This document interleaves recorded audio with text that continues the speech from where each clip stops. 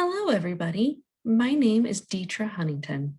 I am the SNAP-Ed Program Assistant with The Ohio State University Extension in Madison County. And welcome to our May video series. This month, we're going to be talking about starting your own garden. With the warmer weather coming finally, it is a good time to start your garden planting. But there are some things to keep in mind. For instance, do you have space for your garden? Do you want a large or a small, or maybe even a medium-sized garden? Do you have soil that is prepared? Or are you going to have to get a tiller and till things up to get the ground ready to plant your vegetables? Another thing to think about when we're discussing space for your garden would be, do you want it to just be an open garden or do you want to put it in raised beds? Both work just fine. It just depends on your preference. The other thing to think about when placing your garden is, where is your best light? Most of the things that you are going to plant will require at least 6 hours of sunlight per day.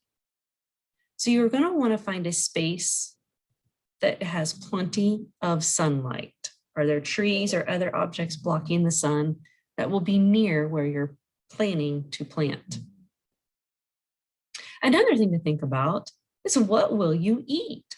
You want to plant things in your garden that you or your household or those around you would be willing to eat. The other thing to think about would be, what will you do with your harvest? Do you want to plant just enough for you and your family to share for the summer and fall? Or would you like to have enough in your garden that you could can or freeze your harvest in the fall? So once you have all of those questions answered, then it would be a good time to start your garden. I'm going to show you a few example pictures taken by some of my SNAP-Ed colleagues around the state. As you can see, this garden is an open garden, and it has many items planted, from sweet corn rows to tomato plants, peppers, cabbage, and even sunflowers. Here is a closer look at how close the sweet corn rows and the zucchini or squash. It looks to be a zucchini or a squash plant. So you want to also look at the spacing requirements on your seed packets, or if you buy a plant, how far apart that plant says it needs to grow. You want to allow enough space that your produce will have ample room to produce the best possible that you can have. Sunflowers are a lot of fun to plant and watch them grow. When I do my garden, I do plant sunflower seeds, and every year I'm amazed at how tall they get and how beautiful they are. As you can see from this angle of the garden, there's a little more space between the cabbage and the peppers. And then you will see vining objects. Those would be snap peas or green beans, both of which need to grow up something, in this case, a metal lattice. It does kind of do a twist and grow up the metal lattice. I have done it before where I have not had anything for it to grow on, and it just didn't do as well as the years that I did put a lattice for the green beans and snap peas to grow around. And then you can go into your area about once a week, because you're going to want to pull the weeds between your rows. If you notice in this picture, there look to be aisleways down each row. That gives you space to walk between them, and you're going to want to pull the weeds around them. Another tip that some people do when they are planting their gardens is they will put old newspapers in the ground around it to help keep moisture around the plant. Other things that I have seen successful planters do is they will put hay bales around, especially their tomatoes, to kind of hold them up. And that again prevents weeds from growing and does help keeps the soil a little more moist. We are hopeful this summer that Mother Nature will supply us with enough rainfall that you would not have to water your garden. However, if we do not get enough rainfall, keep in mind when placing your garden, you do want to be able to bring water to it should the need arise. And here is another angle of the sweet corn and the sunflower mixed in with the other vegetables.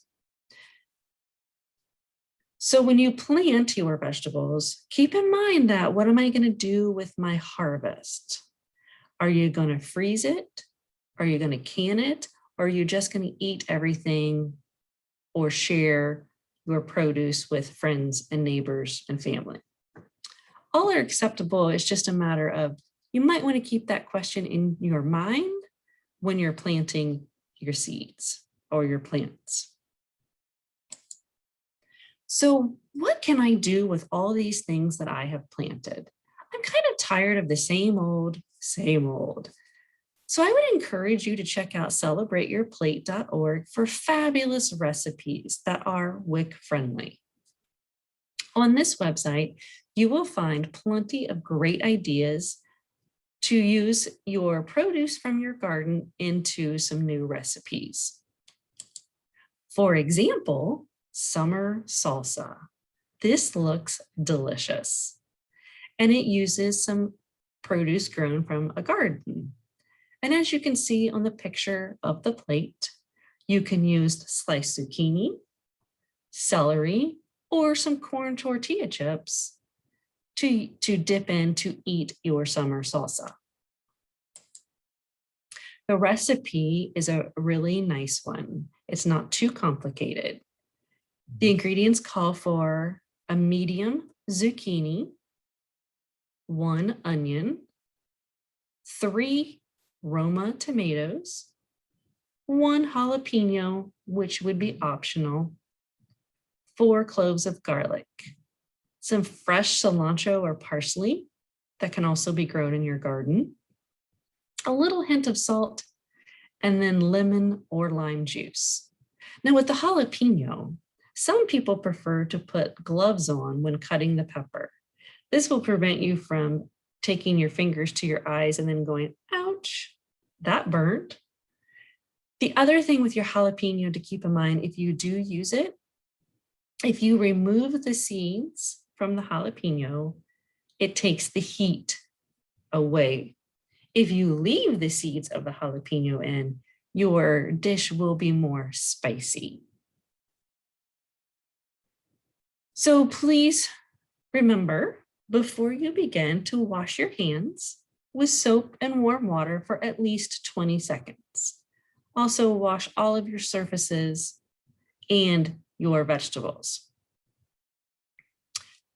You will combine all of the ingredients into a medium bowl and you will stir them to combine. It is recommended that you chill it in the refrigerator for at least 30 minutes before serving. This is so that the flavors can blend together to give you an optimal taste to your summer salsa. Again, if you would like to see more about that recipe or to find other ideas, or if your children are home this summer, there is a kids corner where they can go to get puzzles, coloring pages, and the Chop Chop magazine. CelebrateYourPlate.org is popping up everywhere. This picture was taken in London, Ohio. Let's see if you can spot it as you drive around town. I'll give you a hint. It's on Lafayette Street. I hope that you all enjoy being outdoors this summer and in your gardens or your container gardens, even if you choose to go that route. Don't forget to check out celebrateyourplate.org. And should you have any questions, please feel free to email me at huntington.41@osu.edu or call 740-852-0975. Thank you and have a wonderful day.